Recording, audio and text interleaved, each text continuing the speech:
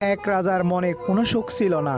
সেই রাজা তার রাজ্যের একজন প্রজাকে দেখে খুবই হতবাক হলেন, কারণ তার তেমন কোনো ধন সম্পদ ছিল না। কিন্তু তাকে দেখে মনে হয় সে পৃথিবীর সবচাইতে সুখী মানুষ। মন্ত্রী বলল, রাজামশাই, এই লোকটিকে দেখে আপনি বিচলিত হবেন না।